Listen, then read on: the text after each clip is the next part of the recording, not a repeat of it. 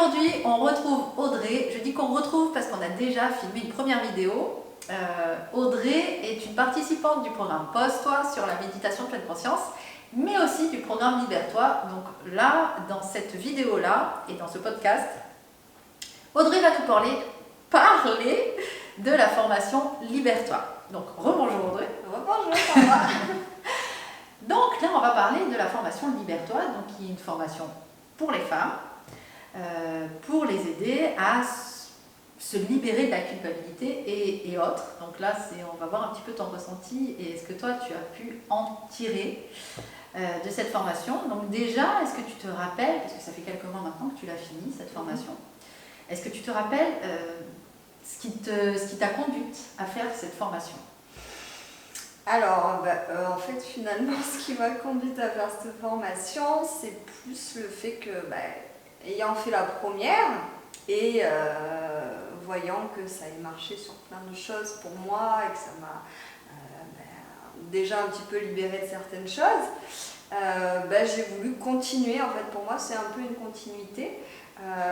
J'aime ce que tu fais finalement, donc je me suis dit, voilà, forcément j'y trouverai des choses intéressantes pour moi en fait. C'est plus peut-être par curiosité de base et parce que je te faisais totalement confiance que je suis allée vers ça, donc voilà pourquoi.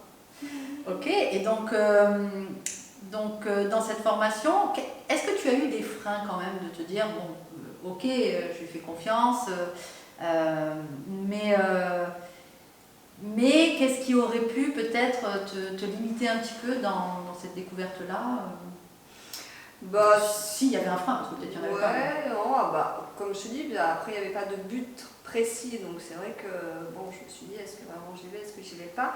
Et c'était aussi, vu que je m'étais libérée un petit peu du travail, tout ça, et que j'étais sur autre chose, est-ce que je vais trouver aussi du temps à faire ça? Donc là, pareil, je trouve que c'est hyper adapté parce que là, pour le coup, c'est des petites vidéos d'une quinzaine de minutes, et pareil, qu'on peut vraiment faire au quotidien.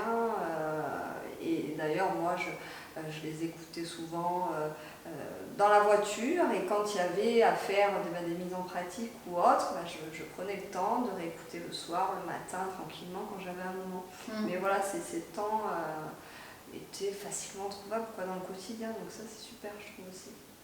Et donc du coup, qu'est-ce que ça a pu t'apporter? Parce que tu recherchais pas grand-chose, et tu y allais un petit peu comme ça, en confiance, et est-ce que ça t'a apporté quelque chose du coup? Ah oui, complètement. Après, c'est aussi poser des mots sur des choses qui paraissent normales et qu'on n'a pas du tout conscience finalement, et au final on s'aperçoit que oui, alors notamment les notions de culpabilité, tout ça, je ne me rendais même pas compte que je culpabilisais parfois vis-à-vis de ma fille, de mon compagnon, de moi, peut-être être un peu en retrait par rapport à mes besoins, pour faire passer l'autre avant et tout ça. Donc oui, forcément, il y a des choses qui me parlaient, complètement. Et donc ça m'a permis de travailler tout ça. Donc je trouve qu'il y a beaucoup d'outils dans cette formation, très sympa, qui permet vraiment cette mise en pratique et du coup qui paraît plus concret en fait, et qu'on peut toucher vraiment du doigt en fait et se rendre compte que oui, on est dans ça et il faut travailler sur ça effectivement, pour faire du mieux. Il y a des outils en particulier, toi, qui t'ont parlé?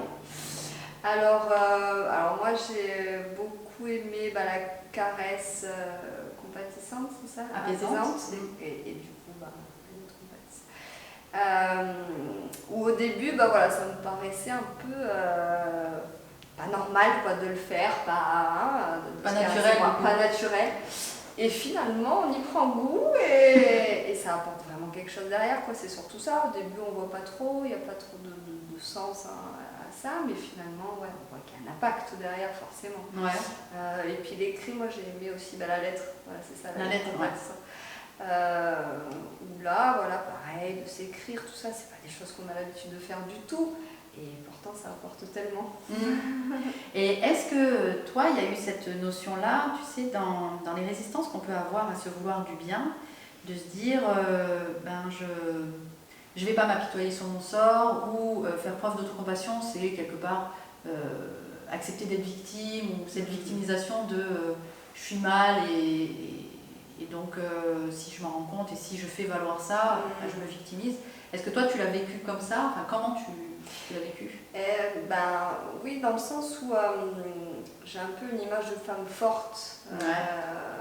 Donc du coup, c'est vrai que pour garder cette image, etc., je ne me victimise pas, etc. Mais du coup, il faut être vraiment dans le juste milieu. Et c'est là que j'ai vu la différence entre se victimiser ou pas, s'apitoyer. Et là, c'est bien de retrouver cet équilibre-là entre...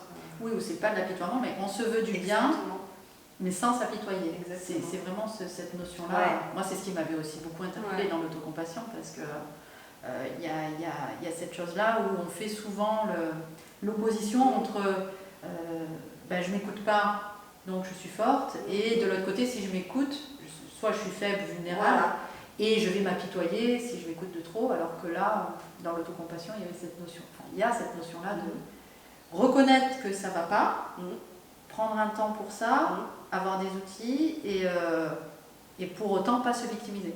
Exactement. Donc garder son statut de femme forte, en fait. Mais vulnérable aussi. Et c'est voir dans cette vulnérabilité. Enfin, après, là, je parle de mon vécu à moi aussi, mais de cette vulnérabilité-là, c'est une force aussi, d'être vulnérable, de le voir et de savoir y répondre avec équilibre, justesse et bienveillance. Tout à fait. Donc, ça te parle aussi, ça? Complètement. Okay. Totalement. C'est vrai.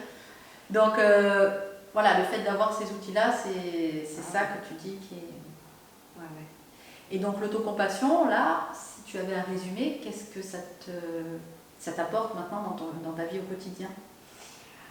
Ça permet d'apaiser en fait plein de situations qui auraient pu dégénérer, ou je sais pas quel terme utiliser, mais voilà. Et puis s'autoriser vraiment à être soi, ne plus culpabiliser. Moi, c'est vraiment aussi cette notion quand même de culpabilité, et à s'autoriser, à être en accord avec ce qu'on est, ce qu'on veut, mais tout en douceur, ne pas imposer, être simple, en paix, c'est plus ça. Cool. C'est bien. C'est cool, hein. Et donc, tu le recommanderais à qui, cette formation?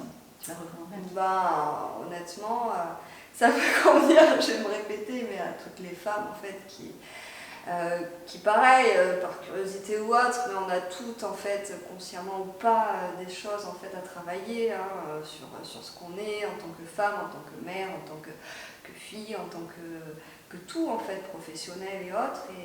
Et c'est vraiment bien d'avoir ces outils-là qui sont nouveaux pour le coup, je pense pour beaucoup. Et c'est encore une corde à son arc, à avoir. Non, c'est super. Pour beaucoup de monde. Eh bien, écoute, merci beaucoup Audrey, encore une fois. Et puis peut-être à d'autres échanges aussi. Ah oui. Merci à toi. Bye bye. Bon, allez. Action. Bonjour. Alors aujourd'hui, on rencontre...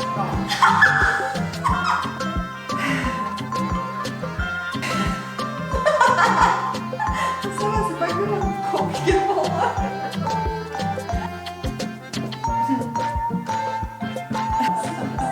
Alors là, c'est mal barré.